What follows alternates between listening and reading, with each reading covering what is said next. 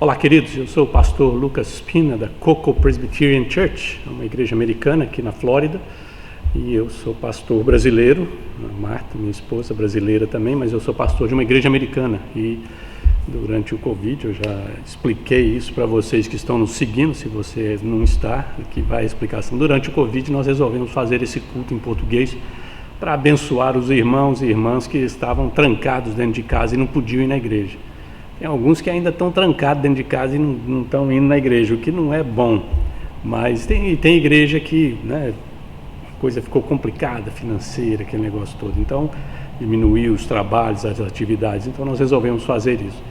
E estamos fazendo ainda, estamos mantendo a toada no máximo que a gente pode. A ideia é te edificar, te abençoar, te encorajar durante esse momento, te dar uma palavra de conforto, de graça, de ânimo, e que Deus possa realmente te abençoar. Esse é o nosso objetivo. Esse canal que você está me assistindo agora é no YouTube, chamado Um Pingo de Prosa. E durante a semana eu tenho uma meditação diária, de segunda a sexta. Eu solto na hora do almoço. Eu falo na hora do almoço porque muda os horários, fica uma confusão danada. Então eu solto aqui nos Estados Unidos às 11h30, horário de Nova York, da Flórida. Então eu solto aqui às 11h30. Mas é uma meditação diária, 4 minutinhos, 5 minutinhos de meditação bíblica, um versículo da Bíblia, uma história, para te abençoar durante a semana. E no final de semana a gente faz esse culto aqui, que não é um culto completo, não é um culto completo, A nossa igreja é tudo em inglês, então a única coisa em português que está acontecendo é isso aqui e as gravações dos vídeos semanais, Mas se você mora na Flórida, precisa aprender inglês, está morando mesmo aqui, mora aqui no Brevard County, faz uma visitinha para a gente, domingo às 10h30, e 9h30 é a escola dominical e às 10h30 é o culto, tudo aqui no nosso santuário, Então vem, tem espaço suficiente para manter distância, aquele negócio todo. As máscaras são, nós não estamos mais restringindo máscara, são opcionais, então você pode usar ou não, não tem problema aqui. Mas venha, compartilhe com a gente, venha participar do culto com a gente. Se não, fica pela internet mesmo, E eu estou fazendo uma série, não sei se você sabe, uma série esse ano, comecei o ano passado e estou terminando esse ano, baseada em hinos tradicionais da igreja. E como você sabe, nós estamos entramos no Advento, na temporada do Advento, que é os preparativos para a vinda de Jesus. Então as igrejas começam a decorar, provavelmente você já está começando a pensar na decoração, comprar presente para o Natal. Então, na igreja, na vida cristã é a mesma coisa, A igreja resolveu fazer um calendário cristão e o Advento começa no final de novembro e vai até o nascimento de Cristo, obviamente, mas até alguns domingos depois. A ideia é preparar as pessoas, preparar as igrejas para a vinda de Jesus e para a celebração do Natal. Esse é o objetivo. Então, os hinos que nós estamos cantando, que nós estamos meditando neles, também fazem parte dessa temporada, de Advento, do Advento, da celebração de Jesus. E hoje nós vamos ver um hino muito bonito, com uma mensagem extraordinária. Mas antes da gente tocar o hino, deixa eu fazer uma oração por você. Pai, nós te agradecemos por esse instante, te agradecemos por esse momento, te agradecemos por essa oportunidade de compartilhar a Tua Palavra, de ouvir a Tua Palavra, de cantar, Senhor, de meditar, de falar contigo.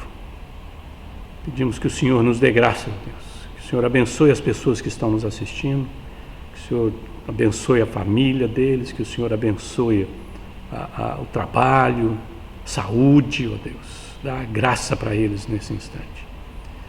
Que o Senhor possa abrir as portas certas para eles. Que o Senhor possa edificar a vida deles, ó Deus. Que nos abençoe aqui, Senhor. Faz de nós um instrumento nas Tuas mãos. É o que nós te pedimos no nome de Jesus. Amém. Muito bem, queridos. Vamos ouvir o hino de hoje. Um hino muito bonito.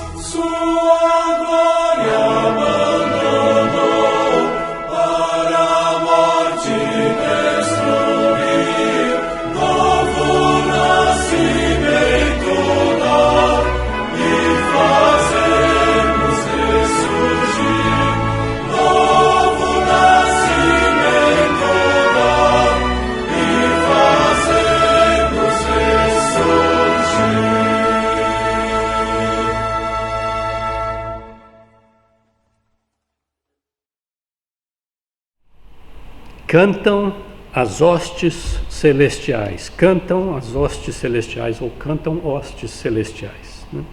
Esse hino é um hino muito bonito, muito tradicional de Natal, né? Provavelmente você canta, na tua igreja canta esse hino. Se você tem cantata né, durante essa temporada, provavelmente esse hino vai estar incluído lá. Esse hino é baseado em alguns versículos bíblicos que eu gostaria de compartilhar com vocês. O primeiro está lá em Lucas, capítulo 1, versículo 34 a 35. É o anúncio de Jesus, né? É a pergunta de Maria. Como isso vai ser? Maria perguntou ao anjo. Já que eu sou virgem. O anjo respondeu: o Espírito Santo virá sobre você e o poder do Altíssimo irá ofuscá-la. Sim, o santo a nascer será chamado de Filho de Deus. E aí Lucas 2, 9 a 11. Um anjo do Senhor apareceu para eles e a glória do Senhor brilhou ao seu redor e eles estavam aterrorizados. Mas o anjo lhes disse: não tenham medo. Trago boas notícias de grande alegria que serão para todas as pessoas. Hoje na cidade de Davi vos nasceu o Salvador, que é Cristo, o Senhor. E aí João 3,16, porque Deus amou o mundo de tal maneira que deu o seu único Filho, para que todo aquele que nele crê não pereça, mas tenha a vida eterna. E Gálatas 4,4, mas quando chegou a hora, Deus enviou o seu Filho, nascido de uma mulher, nascido sob a lei. Esse é o texto, são os textos que dão base, alguns deles, né? Eu peguei alguns deles, né? Que dão base para a meditação de hoje, baseada nesse hino maravilhoso. Vamos orar a Deus mais uma vez, querido. Pai, nós te agradecemos pela tua palavra, te agradecemos pelo teu Espírito aqui conosco.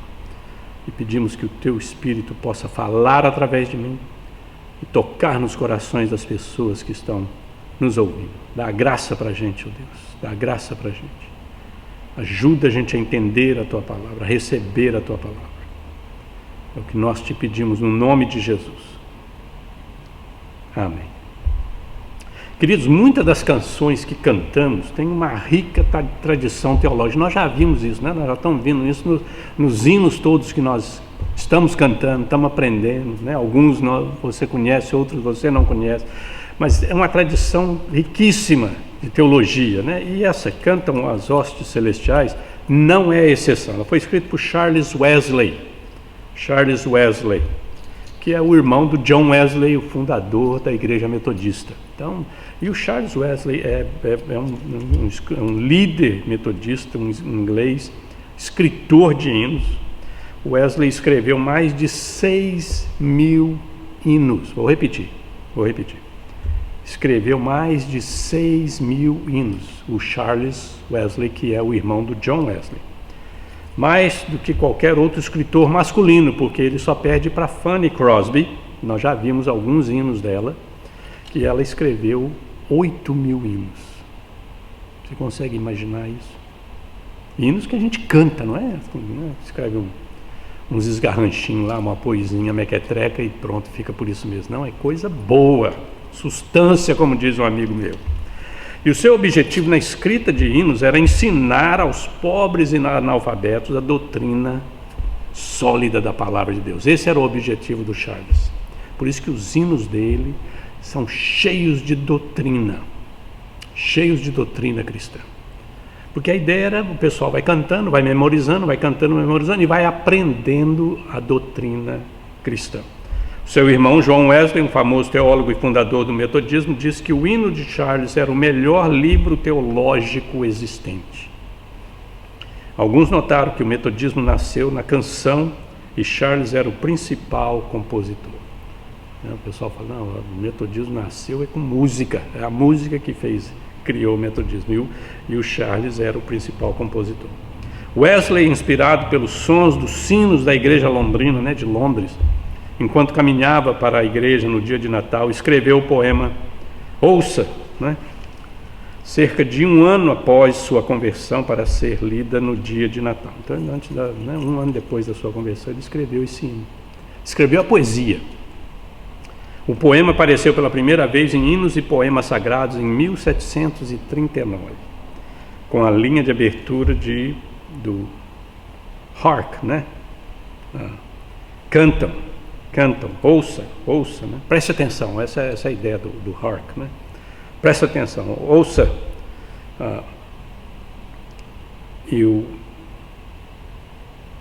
e a palavra, né? Ouçam a canção do céu, né? Dos hinos celestiais. Em 1753, George Whitefield, um estudante famosíssimo, né? Nós conhecemos a história dele, pelo menos parte, grande pregador, estudante e eventual colega de Wesley, adaptou o poema à canção que conhecemos hoje. Foi Whitefield que escreveu a frase: ouçam os anjos arautos cantam, glória ao rei recém-nascido, né? Esse é o que o hino fala, né? A primeira frase do hino.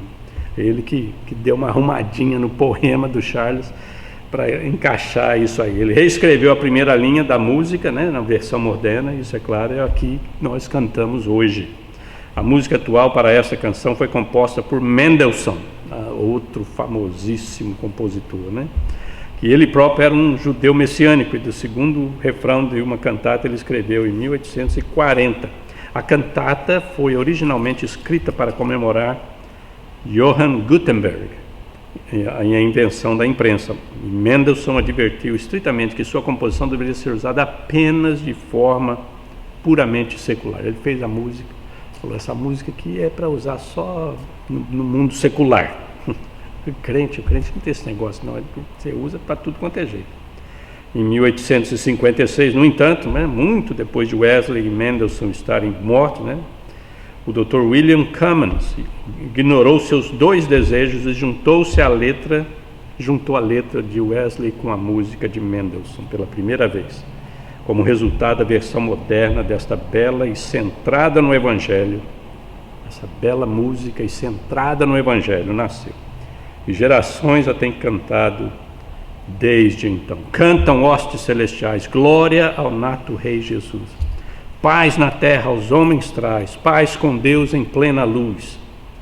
Ó nações, vos ajuntai ao triunfo lá do céu, com os anjos proclamai, Cristo em Belém nasceu. Adorai, ó terra e céu, Cristo o eternal Senhor. Ao chegar o tempo seu, uma virgem o gerou. Ó louvai, Deus se encarnou, divindade sob um véu. Entre os homens habitou, Jesus nosso Emanuel. Salve, sol da retidão, salve, príncipe da paz, traz-nos cura e salvação, luz e vida divinais, sua glória abandonou para a morte destruir, novo nascimento dar e fazer-nos ressurgir. Essa é as estrofes que temos, né? Temos, pelo menos no hinário americano que eu tenho, e essa é a estrofe que você ouviu aí no hino que nós colocamos para tocar. Este hino está cheio de boa teologia. Muito importante você entender isso. Cheio de doutrina. Nele nós aprendemos as principais razões para Jesus vir ao mundo. Essa é a intenção do Charles aqui, de nos mostrar por que Jesus veio ao mundo, quais são as razões principais para Jesus nascer entre nós. A primeira razão que ele coloca aqui é que reconciliar Deus e pecadores. Essa é a primeira razão. Essa é a primeira razão. Jesus, nós estávamos separados de Deus. Nós estávamos separados de Deus porque nós quebramos a lei de Deus. Nós nos rebelamos contra Deus. E estávamos debaixo da condenação de Deus. E Deus tomou a iniciativa. Graças a Deus, é Ele que tomou a iniciativa. Não é a gente falar, precisamos arrumar um jeito de nos reconectar com Deus. Nós não temos jeito de reconectar com Deus, né? Já passou dessa hora, não tem mais jeito, né? A ponte queimou, né? Não tem mais jeito, o barco está furado mesmo, né?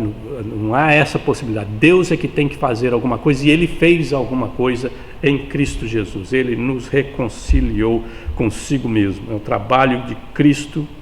Ele veio, é por isso que celebramos o Natal, porque no Natal nós celebramos que Deus se reconciliou com os seres humanos.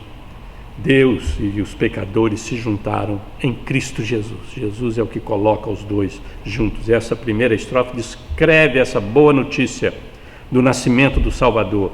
Deus enviou aquele que vai reconciliar o pecador de volta a si mesmo. Portanto, todas as nações devem se levantar e cantar e proclamar as boas novas de que Cristo é o Rei. Cantam hostes celestiais, glória ao nato Rei Jesus. Paz na terra aos homens traz, paz com Deus em plena luz. Ó nações, vos ajuntais ao triunfo lá do céu. Com os anjos proclamais, Cristo em Belém nasceu. O anjo disse para os pastores: hoje na cidade de Davi vos nasceu o Rei, que é Cristo, o Senhor. Nasceu, o Salvador nasceu para vocês. Ele é Cristo, o Senhor. Essa é a ideia de que Jesus é aquele que vai colocar a gente em contato com Deus. É por isso que ele precisa ser homem e Deus ao mesmo tempo, porque ele é o único que pode fazer essa conexão. Outros líderes, ele não é simplesmente um homem, senão ele não conseguiria alcançar a Deus. E ele não é simplesmente Deus, porque senão, por causa da sua santidade, da sua pureza, ele não nos alcançaria. Tinha que ser homem e tinha que ser Deus para nos juntar. E é isso que Jesus fez. Deus reconcilia pecadores e Deus em si mesmo. Jesus veio por causa disso. Então essa é a primeira razão da vinda de Jesus. É a primeira razão da vinda de Jesus. A segunda razão que nós temos, ou a segunda lição sobre a encarnação, é justamente a encarnação. Por isso que Jesus teve que se encarnar. Deus teve que se encarnar. Para sermos salvos, precisávamos de alguém que seja Deus e humano ao mesmo tempo. Então, a primeira lição é justamente para reconciliar. Como é que essa reconciliação acontece? Acontece na encarnação de Jesus. Deus desce, o Emanuel vem. Só um bom homem não faria o trabalho. Tem que ser homem e Deus. E a próxima estrofe fala desse misticismo, da vinda de Cristo e das boas notícias nele. Adorai, ó terra e céu, Cristo o eternal Senhor, ao chegar o tempo seu, no tempo, como diz Paulo aos Gálatas, no tempo determinado, ele veio. Ao chegar o tempo seu, uma virgem o gerou. Ó, louvai, Deus se encarnou, divindade sob um véu, entre os homens habitou. Jesus, nosso Emanuel. O anjo respondeu: o Espírito Santo virá sobre você. Quando Maria pergunta: como é que isso vai acontecer? E o anjo fala: o Espírito Santo virá sobre você. E ele vai te envolver. E o santo a nascer de você será chamado Filho de Deus. Filho de Deus. Ele é o Emanuel. Ele é o Deus conosco. A encarnação é extremamente importante para a nossa salvação, queridos. Por isso que esse hino é cheio de doutrina bíblica, porque sem a encarnação não existe salvação. Nós precisamos de Jesus, homem e Deus encarnado, Deus encarnado em Cristo Jesus, para viver uma vida perfeita, para se oferecer como nosso sacrifício a Deus, para pagar a dívida que temos com a justiça de Deus. Se ele não fosse homem e Deus, se ele não vivesse uma vida perfeita, o sacrifício dele não valeria. E é isso que nós precisamos entender. Muita gente fala: eu não gosto de teologia, eu não gosto de doutrina, eu gosto só da Bíblia. Isso é Bíblia. Isso é o que a Bíblia nos diz. A teologia simplesmente pega as coisas da Bíblia e fala para a gente em coisas simples, de maneira que a gente possa entender. E é por isso que a encarnação de Jesus, por isso que o Natal é extremamente importante para a gente.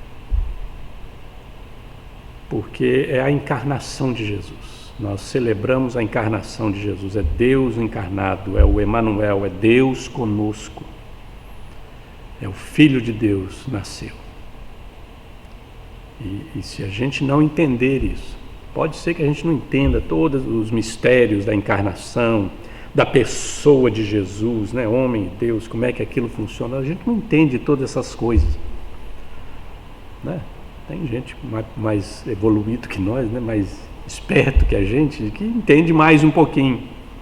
Mas para nós não entendemos todos os detalhes, todos os mistérios, não tem como entender isso, mas sabemos que há uma necessidade de Deus se encarnar.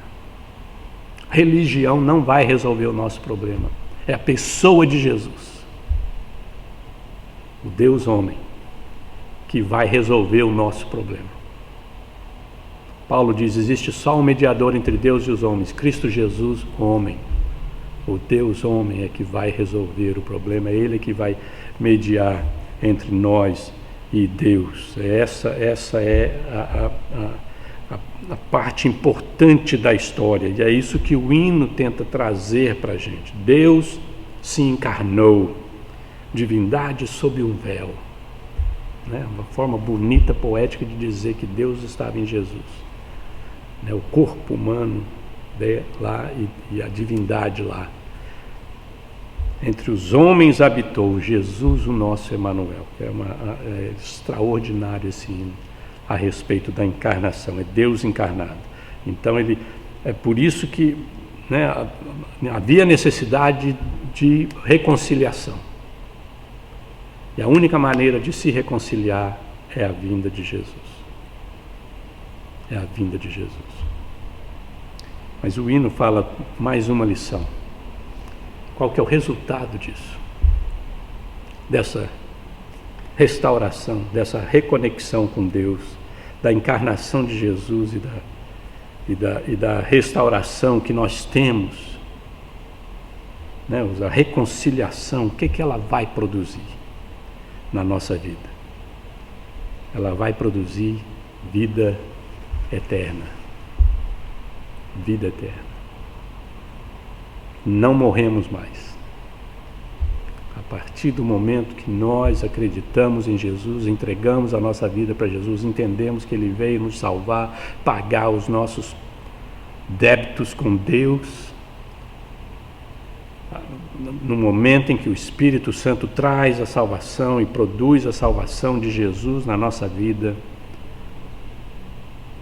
a palavra de Deus diz que nós não morremos mais, nós temos a vida eterna. Vida eterna. A estrofe final fala dessa realização de Cristo. O que ele veio fazer? Qual que é o poder que Ele traz para nós? Salve, sol da retidão, salve o príncipe da paz. Traz-nos cura e salvação, luz e vida divinais. Sua glória abandonou para a morte destruir, novo nascimento dar e fazer-nos ressurgir. Isso não quer dizer que nós não vamos morrer. Alguns de nós vamos, nós estamos esperando a ressurreição, a transformação, a vinda de Jesus, estamos nessa expectativa, vamos morrer. Mas a morte para nós não é mais o fim.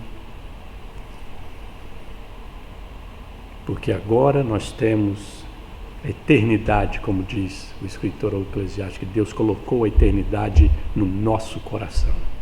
João 3,16 diz, porque Deus amou o mundo de tal maneira que deu o seu Filho unigênito, para que todo aquele que nele crê, não é para todo mundo não, todo aquele que nele crê, não pereça, não morra, mas tenha a vida eterna. Tenha a vida eterna. É isso que Jesus veio fazer, é isso que Jesus veio oferecer. É isso que essa reconciliação oferece para nós. É isso que o nascimento de Cristo produz na tua vida e na minha vida. Vida eterna. E não é só vida sem fim, um vidão, A gente pensa que vida eterna é só vida sem fim. Não. Vida eterna é qualidade de vida. Jesus disse que vida eterna é conhecer a Ele e o Pai. Ter relacionamento com Deus. Isso é vida eterna, é qualidade de vida. E é isso que Jesus veio trazer para você e para mim. Uma nova vida, uma vida transformada. Cura, salvação, luz, transformação. Uma vida nova em Cristo Jesus. Uma vida que não acaba. A morte não tem capacidade de destruir essa vida. Essa é a beleza da obra de Cristo. Aquele que crê em mim, ainda que morra, viverá, disse Jesus.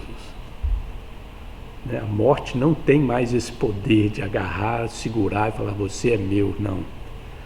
Agora quem fala isso é Jesus. Jesus é que fala, você é meu. Todos que creem virão a mim e eu de maneira nenhuma lançarei fora. Você pertence a Jesus. Isso é vida eterna. E é isso que Jesus veio fazer. É por isso que celebramos o Natal. Por isso que o Natal é importante. Porque fala da encarnação de Jesus, fala da reconciliação, da necessidade da reconciliação entre Deus e o homem. Fala da vida eterna, aquilo que Jesus veio trazer para nós. Vida eterna. Essa é a principal mensagem do Advento, queridos. Filho de Deus veio, nasceu entre nós para nos reconciliar com Deus e para nos dar vida eterna. Vida eterna. Você precisa crer em Jesus, entregar sua vida para Jesus,